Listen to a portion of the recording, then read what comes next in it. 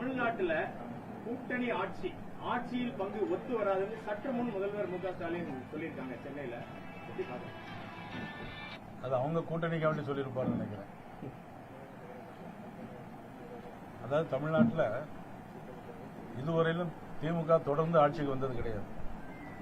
கலைஞர் முதலமைச்சராக இருந்த காலத்திலிருந்து நான் ஏற்கனவே பல முறையில் அவங்களை சொல்லியிருக்கிறேன்.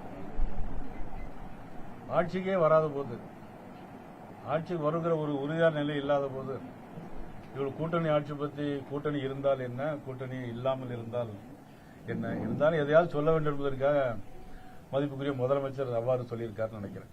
ராகுல் காந்தி இனிய நண்பர் தான், ஆனா ஆட்சியில பங்கு தமிழ்நாட்டுக்கு ஒத்து வராதுன்னு மேலும் ஒரு கருத்தையும் முதல்வர் சொல்லியிருக்காங்க. கூட்டணியில என்ன நடக்குது இந்தியா கூட்டணி? ஆமா, இதுல இருந்தே உங்களுக்கு தெரியலையா?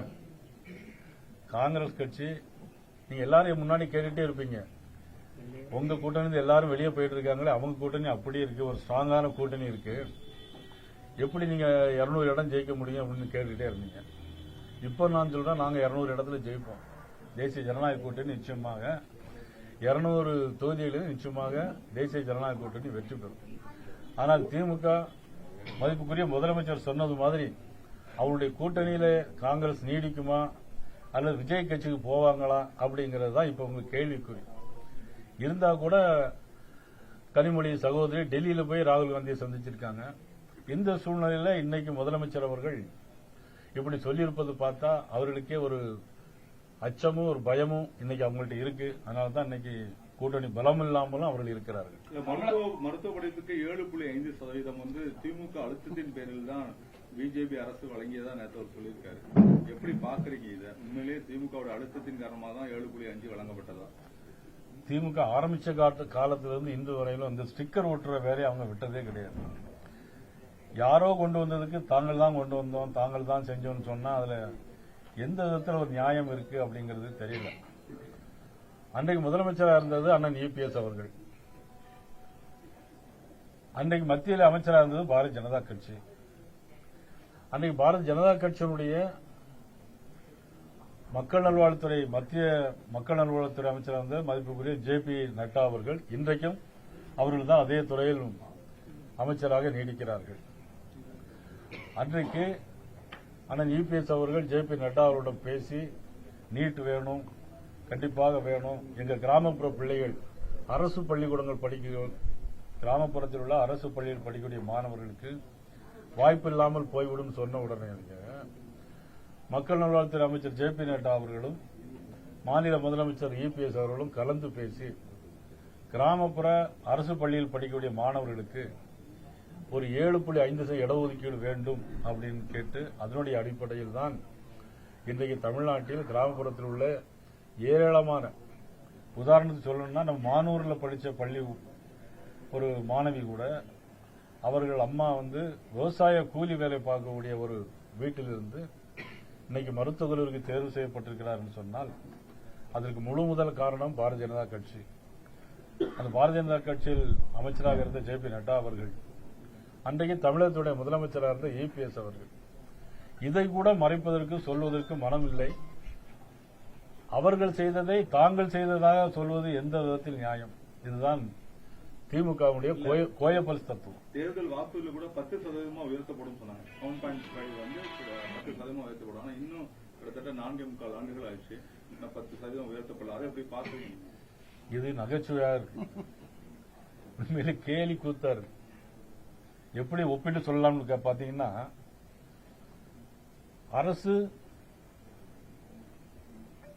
அரசியல் வேலை பார்க்கக்கூடிய பழைய ஓய்வு திட்டத்தை தேர்தல் அறிக்கையில் கொண்டு வரணும்னு சொன்னாங்க. 4.25 வருஷம் ஆச்சு, இல்ல இன்னும் 2 மாசம் தான் இருக்கு.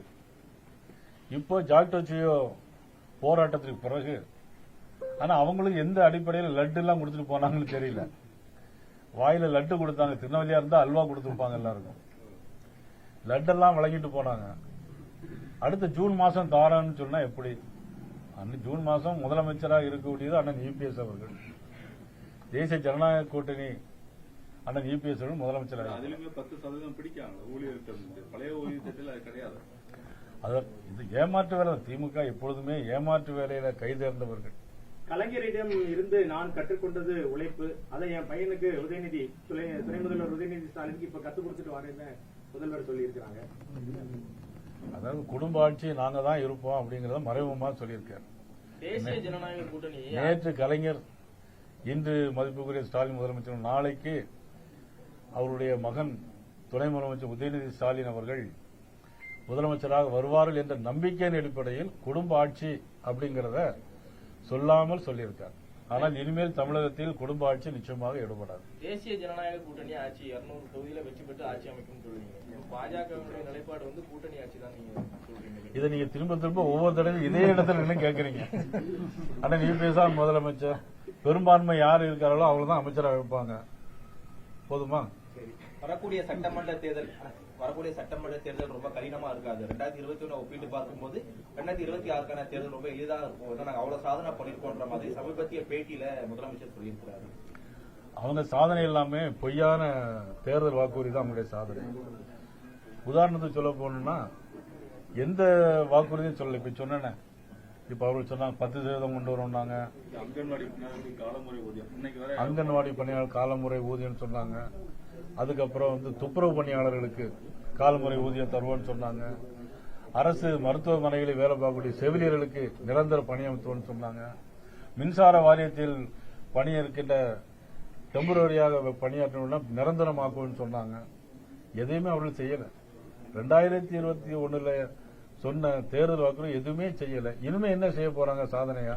மத்திய அரசு ரொம்ப குடைச்சல் கொடுக்கதாகவும் சொல்லியிருக்கிறாரு. திமுக வளர்ச்சியை பார்த்துட்டு மத்திய அரசு தினசரி குடைச்சல் கொடுக்குது. வரக்கூடிய தேர்தல் வந்து திமுக பின்னுக்கு தள்ளக்கூடிய அனைத்து வேலைகளிலும் மத்திய அரசு மறைமுகமாக ஈடுபட்டிருக்கிறாங்க. திமுக பின்ன தள்ளப்படுவது என்பது உறுதி. ஆனா அதுக்கு மத்திய அரசு காரணம் இல்ல, தமிழக மக்கள் தான் காரணம். இந்தியா டுடே இப்போ லேட்டஸ்ட் கருத்து கணிப்புல இப்ப அந்த மீட்டிங்ல தான் முதல்வர் பேசிட்டு வராங்க. திமுக அதாவது பாஜக கூட்டணியோட எங்களோட வாக்கு வித்தியாசம் 12% இருக்கு, நிச்சயமா நாங்க தான் வெற்றி பெறுவோம்னு ரொம்ப உறுதியா முதல்வர் சொல்றாங்க. எந்த முதல்வர் சொல்லியிருக்காங்க? தமிழ்நாட்டிலயா? அங்கன்வாடி பணியாளருக்கு அதாவது நான் கூட ஒரு கருத்து கணிப்பு திருநெல்வேலி தொகுதியில் எடுத்திருக்கேன். எனக்கு 20% இன்னைக்கு கருத்து கணிப்புல எனக்கு கூட இருக்கு. ஒரு டிவிலையும் கருத்து கணிப்பு எடுத்திருக்காங்க. அதுலயும் திருநெல்வேலி தொகுதி தான் கூடுதல் இருக்கு, ராதாபுரம் தொகுதி கூட இருக்கு. இந்த சூழ்நிலையில எப்படி முதலமைச்சர் அவர்கள் எப்படி சொல்ல முடியும்? அவங்க ஒரு கருத்து கணிப்பு வச்சு ஒரு பேப்பர்ல ஒரு விளம்பரத்தை போட்டுக்கிட்டு இருக்காங்க. அவ்வளவுதான். அங்கன்வாடி பணியாளர்கள் கடந்த வாரம் கூட சபாநாயகரை சந்திக்கும் போது உங்களெல்லாம் நாங்க நிரந்தரப்படுத்துவோம், காலமுறை ஊதியத்துக்கான நிரந்தரப்படுத்தலாம், ஆனா எங்களுக்கு மத்திய அரசுல இருந்து வரக்கூடிய பணங்கள் அனைத்துமே வராத காரணத்துல நிரந்தரப்படுத்தலன்னு ஒரு தகவல் சொல்லிட்டு இருக்காரு. மத்திய அரசுல வட்டிக்கா கொடுத்திருக்காங்க. மக்களுக்கு தேவையான ₹1,000 கோடி இன்னும் வரல, எங்களுக்கு தமிழகத்துக்கு வந்தா நீங்களாம் நிரந்தரப்படுத்தப்படும், இதுக்கு காரணம் மத்திய அரசு தான் சொல்லி தன்னுடைய அவங்கள்ட்ட தெரிவிச்சு வர சபாநாயகர் எப்படி பாக்குறீங்க? அதாவது காங்கிரஸ் கட்சியில இருந்ததை காட்டிலும் 300 மடங்கு அதிகமாக இன்னைக்கு தமிழகத்திற்கு பணம் வந்திருக்கு. கிட்டத்தட்ட 14 லட்சம் கோடி ரூபாய் வந்திருக்கு. இந்த 14 லட்சம் கோடி ரூபாயும் சாலைகள் மூலமாக, மருத்துவமனைகள் மூலமாக, விமான நிலையங்கள் மூலமாக, விமான போக்குவரத்து மூலமாக, ரயில் மூலமாக இன்னைக்கு 11 வந்தே பாரத் ரயில் போகுது. இது யாருடைய பணம்? மத்திய அரசுடைய பணம். எங்க ஓடுது? தமிழ்நாட்டில் ஓடுது. இன்னைக்கு திருநெல்வேலி மெடிக்கல் காலேஜில் 300 கோடி ரூபாய்க்கு மருத்துவமனை கட்டிடம் நடைபெற்றிருக்கு. இதுல 110 கோடி ரூபாய் மல்டி ஸ்பெஷாலிட்டி ஹாஸ்பிட்டல் நான் சட்டமன்ற உறுப்பினராக இருக்கும்போதே வந்தது. இப்போது 70 கோடி ரூபாய்க்கு கிரிட்டிக்கல் கேர் சென்டர், அதன் பிறகு 20 கோடி ரூபாய்க்கு புதிய நவீன மருத்துவமனைகள், இன்னைக்கு ஸ்கேன் சென்டர், எல்லாமே மத்திய அரசு கொண்டு வந்த திட்டம். முதலமைச்சர் ஸ்டாலின் அவர்கள் கொண்டு வந்த திட்டம் கிடையாது. இது எல்லாமே மத்திய அரசு கொடுத்த பணம். இவர்கள் இந்த கோயபல்ஸ் தத்துவத்தை, அதாவது திரும்ப திரும்ப ஒரு பொய்யை சொன்னா உண்மையாகிரும். அது மாதிரி தான் இன்னைக்கு திமுக எல்லாம் தோல்வி பயத்தால மத்திய அரசு வரல. நீங்க என்ன செய்றீங்க? மக்கள் உங்களுக்கு தானே ஓட்டு போட்டாங்க. நீங்க ஒரு எம்பி கூட இன்னைக்கு தமிழ்நாட்டில் கிடையாது. நீங்க உங்க நிர்வாகத்தில் என்ன பண்ணீங்க? கல்வியில் சிறந்த தமிழ்நாடு, கவி கம்பன் பிறந்த தமிழ்நாடுன்னு சொன்னீங்களே, கஞ்சா முழுதும் விற்கிற தமிழ்நாடெல்லாம் இருக்கு. இன்னைக்கு மெத்தபட்டின் போன்ற சிந்தட்டிக் ட்ரக் எல்லாம் விற்கக்கூடிய நாடெல்லாம் இன்னைக்கு தமிழ்நாடு உருவாகி போயிருக்கிறது. சொத்து வரி கூட்டின தமிழ்நாடு, மின்சார கட்டணம் கூட்டின தமிழ்நாடு, மின்சார கட்டணத்தையும் சொத்து வரியும் கூட்டின திமுக அரசாங்கம். எல்லா அமைச்சர்கள் மீதும் ஊழல் வழக்குகள், பாலியல் வன்கொடுமைகள், லாக்அப் டெத் மரணங்கள். யாருடைய ஆட்சி? திராவிட முன்னேற்ற கழக ஆட்சியில், மதிப்புக்குரிய முதலமைச்சர் ஸ்டாலின் அவருடைய ஆட்சியில் இன்னைக்கு நடைபெற்றுக் கொண்டிருக்கிறது. திமுக பேச்சுவார்த்தை எந்த அளவில்? அது நடந்து முடிஞ்சவொன்னா கண்டிப்பா நான் உங்களுக்கு திமுக கூட்டணியில வந்து கூட்டணி ஆட்சி கிடையாதுன்னு முதல்வர் தெளிவா சொல்லிட்டாங்க. நம்ம கூட்டணியுடைய நிலைப்பாடு இந்த நிமிஷத்துல எப்படி இருக்கு? பாஜக அதிமுக கூட்டணி ஆட்சி எதுவும் நம்மகிட்ட எதுவும் அப்படி எதுவும் டிமாண்ட் நம்ம வைக்கிறோம்? நாங்க எந்த டிமாண்டும் கிடையாது. எங்களுக்கு தேசிய ஜனநாயக கூட்டணி வெற்றி பெறணும். இல்ல திண்டுக்கல் சீனிவாசன் நேற்று சொல்லியிருக்காரு என்னன்னா, தேமுதிகவோட பாரதிய ஜனதா கட்சி பேச்சுவார்த்தை நடத்திட்டு இருக்கு, இன்னும் விரைவில் 2 நாட்கள்ல முடிவு வரும் சொல்லியிருக்காரு.